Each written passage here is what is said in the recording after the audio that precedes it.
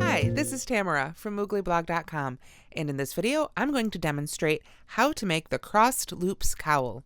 This pattern is made using Red Heart Loop It finger looping fun yarn. This is a very unique yarn, so no substitutes please. You will need to use this yarn. However, you won't need a crochet hook or knitting needles.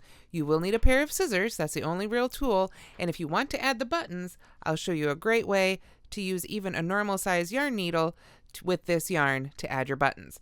But the buttons themselves are of course optional, so let's go ahead and take a look at this yarn and get started with our cowl.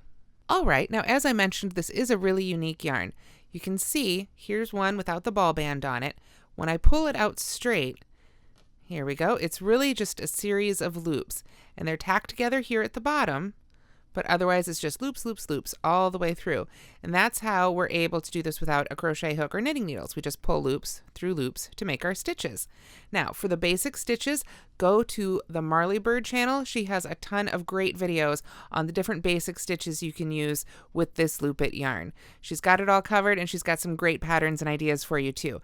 I'm just going to demonstrate today how to make this specific cowl, so let me pull this away and we'll take a closer look at the cowl. And here we have the crossed loops cowl. You can see it's made with just a few rows. We work our way this way with the loops pulling through, and here we'll have a cross bit. I'll be demoing that here in a minute. And I've added 2 buttons. Now, if you prefer, you could sew the ends closed after you have finished looping and not have a need for any buttons, but I wanted to go ahead and add buttons. Now you saw I had a little bit of a struggle pulling them through there. They fit, but it's a little rough, and that's because I chose really unique buttons. If you had a rounder button, it would slip through the holes easier. But I just wanted to show you really quick. This is what it looks like on the inside of the cowl. So a very different look, almost like a garter stitch. We're pulling through from the front with more like a knit stitch. So you can see I just have it crossed over here, and then you can button it closed. You can wear it the way I just showed it, or in pictures I've got it also like this. You can put the buttons through wherever. Part of the fun of this pattern is that there aren't actually any buttonholes. It's such a big yarn that you can really get some nice big spaces in there, so you can just pick wherever you want to put the button through and wear it wherever you like. So you can mix it up, wear it different ways, try different methods of wearing it, button 1 button, only sew on 1 button, sew on 2, really have some fun with it and make it your own. So let's go ahead and get started making one together. Okay, so when you're beginning this project or any project with this yarn, you want to go ahead and take the ball band off and really just go ahead and spool some out and get it sort of laying nicely on the table. Then, of course, you need to find one end. Now, we're going to want to be able to weave this end in a little bit, and with it ending like a loop like this, it isn't really possible.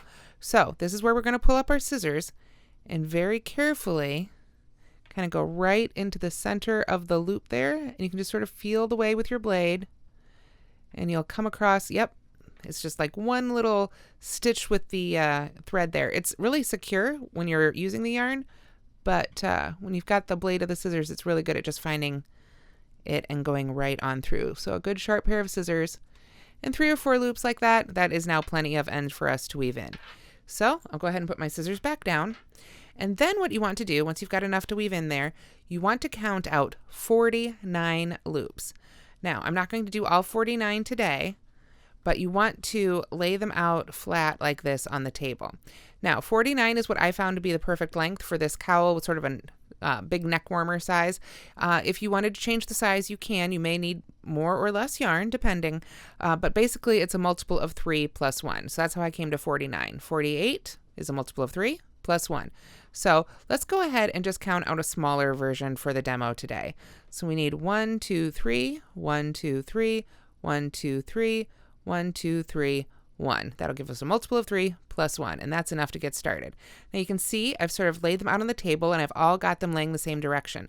Now the other thing about this pattern is there's not really a right or a left version. Since you're not using any tools, you're going to be moving both directions, no matter whether you're right or left-handed. So go ahead and start with the tail on your left side, right there. So I'm just going to make sure I didn't lose count of my loops there. Yep, I kept that finger in the one. This is the last one. So after you've got your 49 loops laid out with your tail end on your left, we're just going to bring the next row in back here. We just want to get it nicely laid out back here. If you can work on a tabletop or a surface or even the floor in front of you, if you want to sit on the floor, it's just really helpful. So you can see it's not going to be perfect here. I'm not getting this perfect. I just want to make sure that I have a good idea of where my next loops are. So with the very next loop after the 49, so the 50th loop, I'm just going to pull it straight through that loop in front of it, like so. Let's do that again. I'm going to take the next loop and go to the next loop that I've set aside and pull it up and through. Now, if you give these a pretty good tug, this yarn is thick enough, they will stay in place. You don't have to worry about these pulling back through, but you still want to handle it sort of gently. Then go to the next one, pull it straight through, go to the next one, pull it straight through. You can see, hopefully, right here, these basically sort of look like a knit stitch. And you just want to take your time and find the next loop and try not to twist the ones in front or the ones that are coming behind. Sort of keep them going in a row here. If they do get twisted, you can, when you look at them, if you see, oh, there's a twist in there, it looks like it's got a twist in it or something, you can just grab it and straighten it out. And every so often, I like to go back and just pull all the loops I've done up, give them a good tug. They look a little wild right now, but as you get going, they actually stay in place really well. So just take your time and go through each loop. Like I said, pull the one from behind through the one in front, like so. And it goes pretty darn quickly once you get used to it. Now, when I will say, when I first started playing with this yarn, I actually got pretty frustrated. It wasn't a natural movement for me. It took me a little bit of time to get used to it and get the hang of it. But I'll tell you, within about 15 or 20 minutes or so, I guess I get frustrated pretty easily, but in 15 or 20 minutes, it really kind of clicked and it got a lot easier. So here we are, the last one set aside there before our tail, which means I've gone through each one. Like I said, I just like to go back and give them each a little tug to make sure they aren't trying to sneak out on me. You can see now they're staying up there really nicely. I also like to flip it over and just make sure I didn't miss a loop, that when I was pulling through those ones from behind, I didn't have another one stuck back there that I'd missed. So once you've gone all the way through there, then you've got your second row. Now, I'm not sure, I'm having a kind of a hard time writing up this pattern. I hope it's going to be clear from the written instructions because this is so unique. It's basically that first row was just the 49 loops. The second row were the loops we pulled straight through as if they were knit stitches. And then we're going to start row 3 together. And this is where we start getting into a little bit more of the pattern. So kind of the same thing. We were going back this way this time. Now we're going to go back this way. It doesn't matter if you're right or left-handed. We're going to work both directions. So I'm just going to sort of line those up and get them straightened out again here. So I know they're all basically headed the same direction. It'll make it a little bit easier as I make row 3 here. All right, and then with that, we're ready to get started. So I just want to find that last row I pulled through, that last loop, and the next loop here, and I'm going to pull that one straight through again, like so. Give it a nice good tug, get it right up in there, and then I'm going to begin the crossed pattern that creates the really neat pattern for this cowl. Since I'm going this direction with my loops, I'm going to take this next loop and put it in front of the loop after that and hold them crossed like this. Now, holding them pinched and crossed, I'm going to find the next loop of the yarn, send it through that one, so the one that was actually coming from behind. Find the next loop of the yarn here. There we are. Send it through the one that crossed in front. And don't worry, I'll show you that again. Now it gets a little muddly there, but those we've got pulled through. So those were crossed. You can see that loop in front there, and the one from behind was the next one. Then we're just going to find the next loop of our work, the next loop of the yarn, and pull this one straight through, just like we did that whole one, that whole first row there. And then it's time to cross again. So I'll get these next couple loops ready to go here from behind, and then I'll take the next two in front. Again, we're heading this direction, so I'm going to take this loop, which is next, and go that direction, and the one that would come next crosses back behind. So again, I hold these pinched in place, find the next loop on the yarn, pull it through, find the next loop on the yarn, pull it through the one in front. So I get that same crossed effect right there. Okay, then next loop of the work, next loop of the yarn, pull straight through. That one just goes straight up. There we go. Doesn't want to stay in place. Maybe it's twisted. Yep, it's got a little twist in it. Now it's staying. Easy enough. Now we go to the next two. There we are. Again, the one in front goes to the side, the direction we're moving in. Then the next one crosses back behind. Find the next loop, send it from the one through the one that was in behind. That holds it in place. There we are. Find the next loop, send it through the one in front, and pull it up nice and high, and that will hold that one in place. And this is where you really want to take your time. You can see I've actually missed a loop back there. That's just like I warned you about. It can happen. So all I need to do to undo my work is very simply pull that loop right on back through. Easy enough, right? And you can see it's even held in place. This is my one that crossed over in front, but that loop right there is holding the one in back, so I can just go right to that next loop that I'd missed and pulled it right on through that loop. There you go. Just like that. So it really does hold together pretty well as you get going. So once we've got a cross, then the next one comes straight up. Then it's time for one more cross. We've got 3 loops left, so we've got one more cross, and then one will be pulled straight through. If you've worked the full-size cowl, of course, you'll have several more of these repeats till you get to the end, but it's just the same thing over and over again. That one in front goes in the direction we're moving.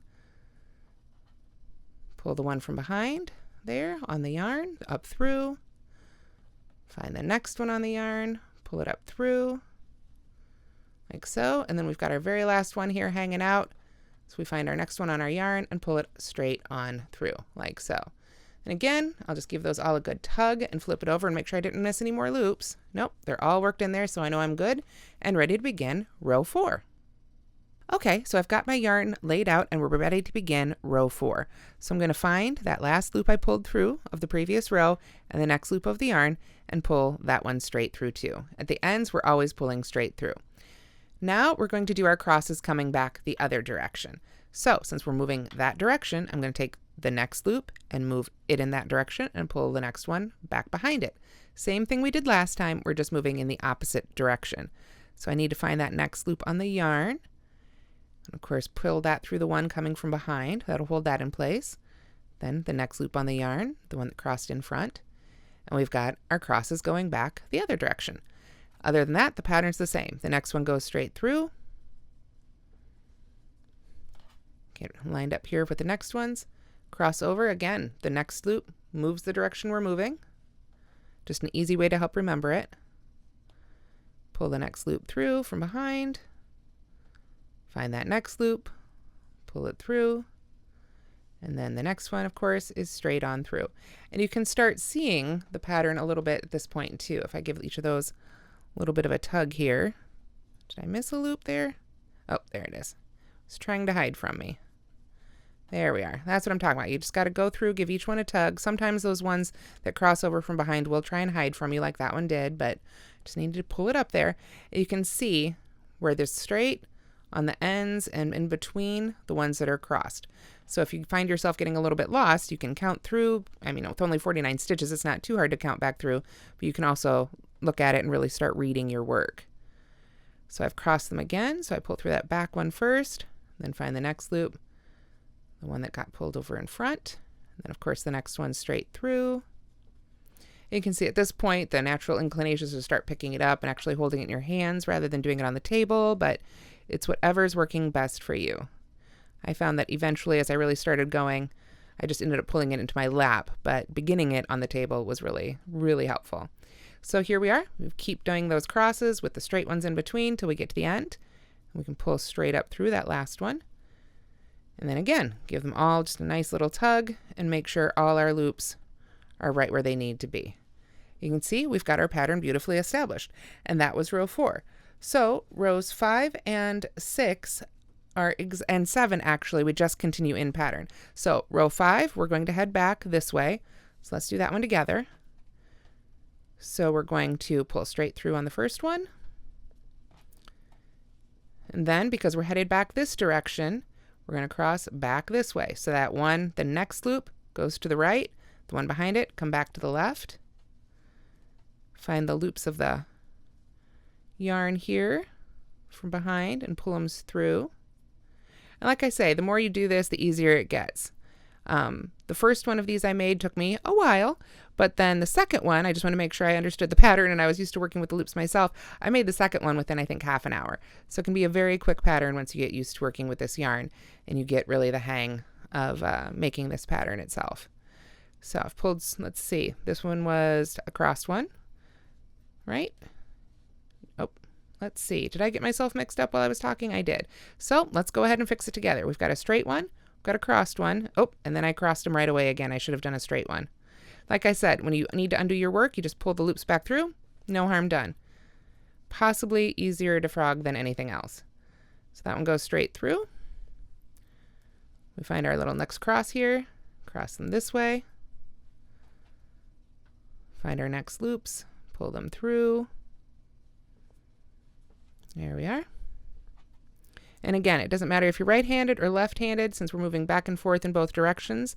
For this one, it's just one video and one technique. Of course, it might be easier if you're right-handed or left-handed to do one direction over another, but you don't really necessarily want to turn this. You want to just keep moving back and forth across the tabletop here.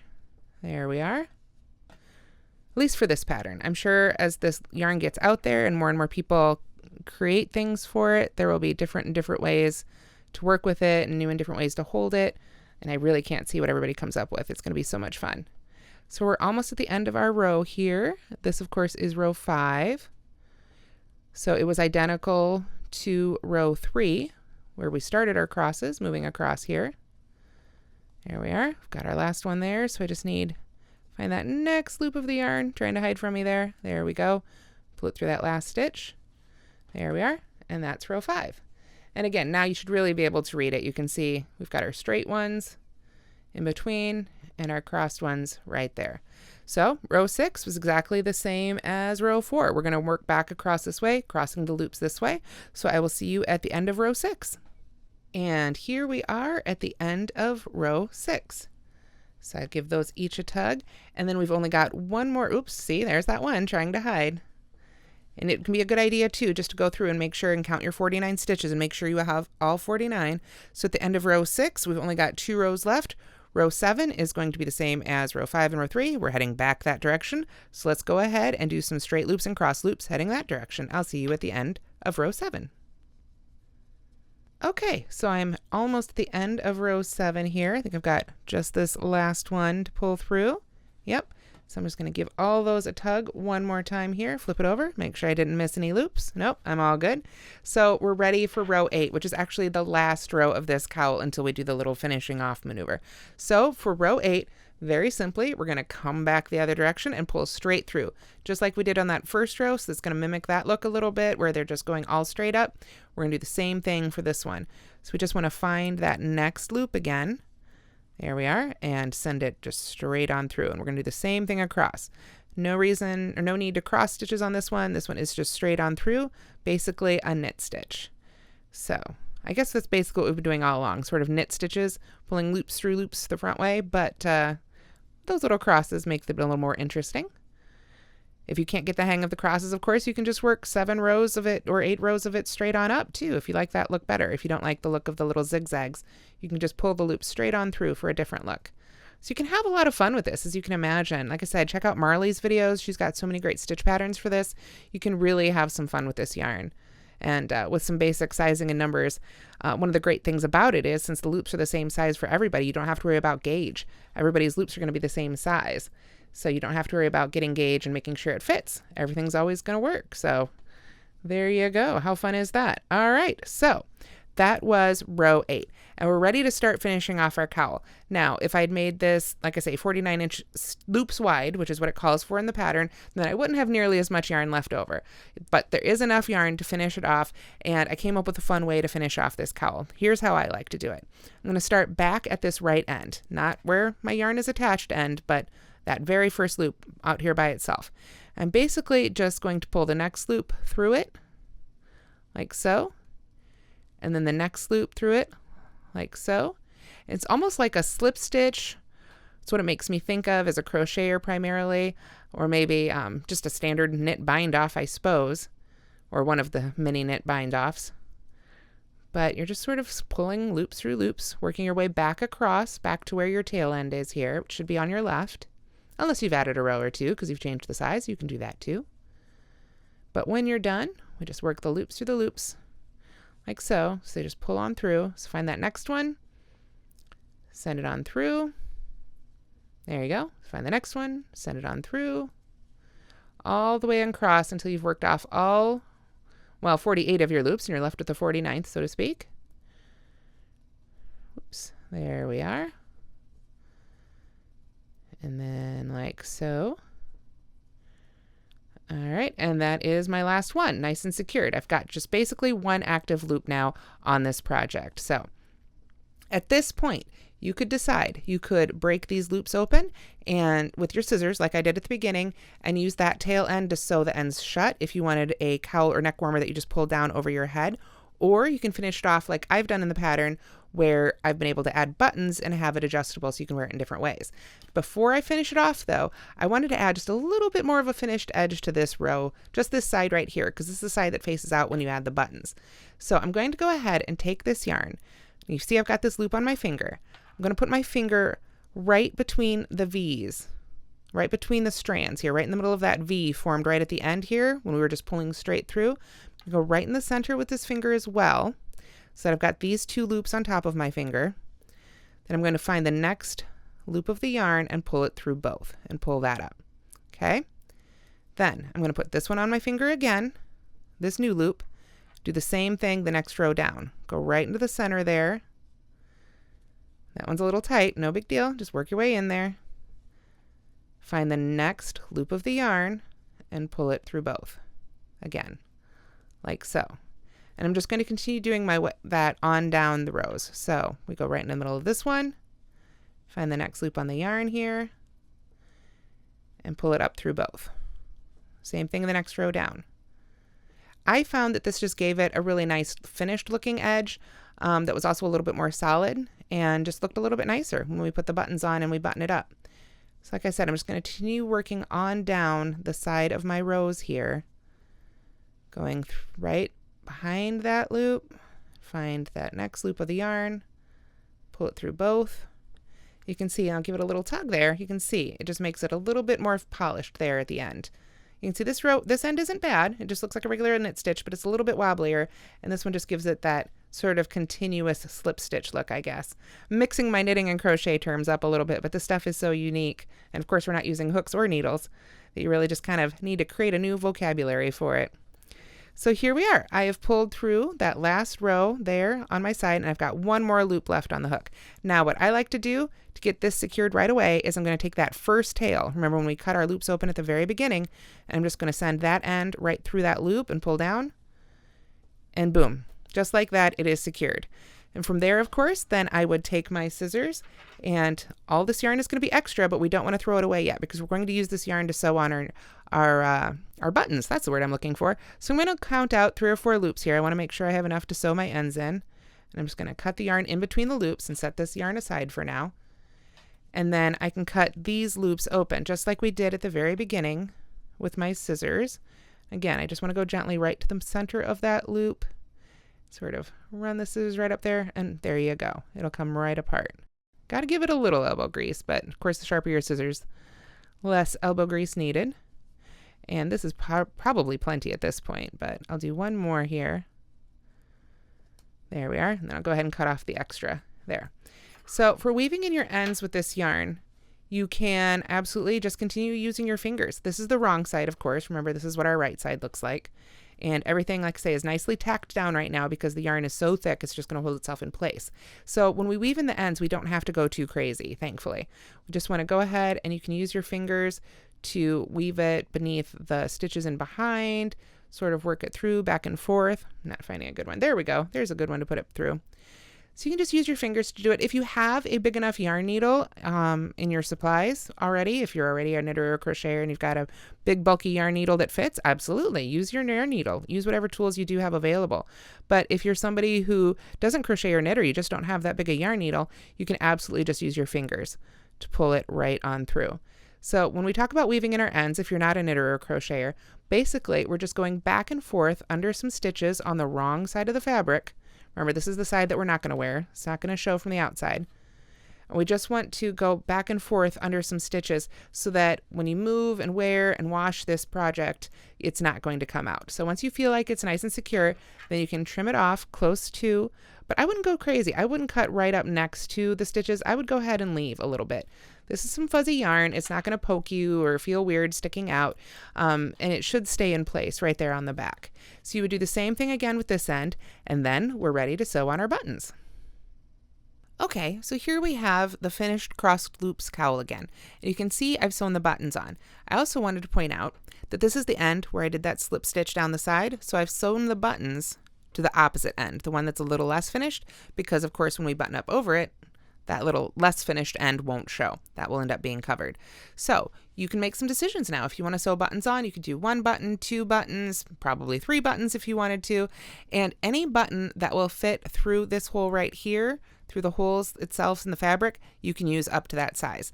These ones I picked up at Joann, my local Joann's. They're by La Mode, and they are 1 7/8 inches in size. So you could probably fit just up to 2 inches through the holes that you get with this fabric.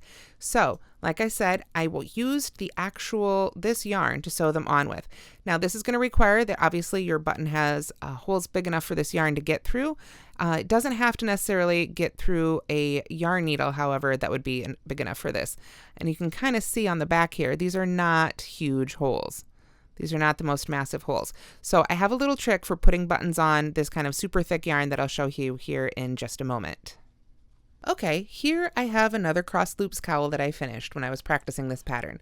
And you can see here's my finished edge and here's my unfinished edge. So I've decided to add just 1 button to this one just so I can wear it a little differently. So I found a pretty button that matches. This one's 1 3/4 inch, so I know it'll fit through the holes. And what I'm going to do is go ahead and take it off the card here, which is, it's got its own little twisty tie. It's kind of handy. And of course this button has 4 holes. You could use 4 holes, 2 holes, however many holes you like. And then what you're going to need, this one actually has really nice big holes, but I think a yarn that would, tapestry needle that would hold this yarn still wouldn't fit through these holes. So I've got just a regular yarn needle. And I know that this, like I say, these holes are plenty big enough. The holes on the buttons on the gray cowl were a lot smaller, so this one just barely fit through. But basically you just want to have a regular size yarn needle and a button with holes big enough for at least a regular size yarn needle to go through.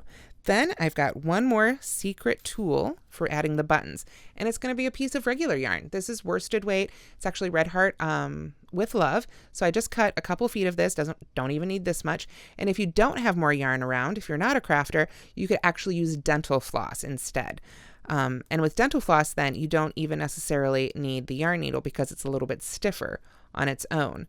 So what you would do is you take the dental floss or your yarn on a needle and go ahead and put it through one of the buttons, one of the holes on the button, like so.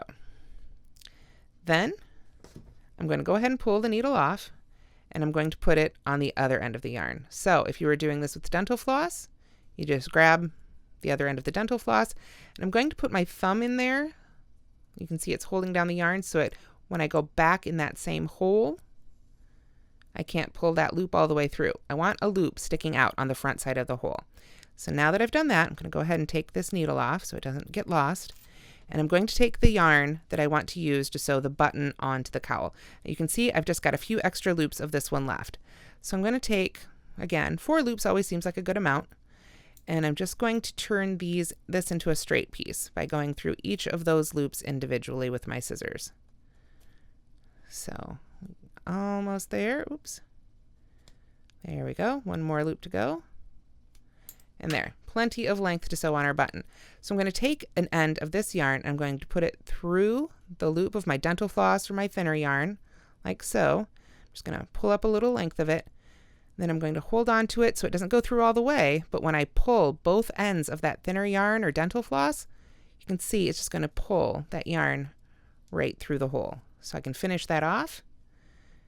And voila! Now I do the same thing again. You can use, again, your dental floss, your yarn needle, whatever you have handy. Some stiff string, if you've got kitchen twine lying around, that would probably work too. I'm just going to go into the hole opposite, drop that end, pick up the other end. If you want to get really fancy, of course, you could try and thread both ends on the needle and send them through and catch the loop, but that's a little advanced move, so if you feel comfortable with it, go for it. There we go. We've got our second loop. You can see ready to pull through. I don't want to pull it all the way through. Just want to kind of get it straightened out here. Then I can take the other end of the yarn on the front of the button, of course. I want to make sure not to wrap it around the outside of the button. I've actually done that before. So just be careful. Pull that end through there. And then pull that again right on through using the yarn. You can see just how easy that is. Now we've got our two ends through there. If I wanted to go back through, I could use my yarn needle and just go back through it right now. This stuff's heavy enough. I'm not going to take multiple loops through the button. I'm just going to go through once or twice. But then you can just send it right on through. You could use your fingers, figure out where you want to put the button, sort of play with it, match it up. If you're not sure about your button placement, if you're not sold on your button 100%, honestly, you can just pull your ends through here. Let's get it flipped over here. I've got my two ends. And just tie it on with a nice little bow. There you go. You don't have to get fancy. You can do a double knot, then weave in the ends with your fingers if you are sure about the placement. If you're not sure, tie a double knot like that or a little bow and try it on. And then you can play with it. See how you like how it fits. See what look you like. If you've picked the right button, if you've got the right placement, however it's going to be comfortable for you to wear. Just like that. So that is how you make the crossed loops cowl. I hope you've enjoyed this video.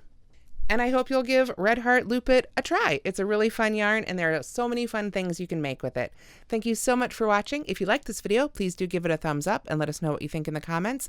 And don't forget to subscribe and click that bell button. We're going live sometimes these days and doing all kinds of fun things, and you don't want to miss any of the new videos on Moogly. Thanks so much for watching.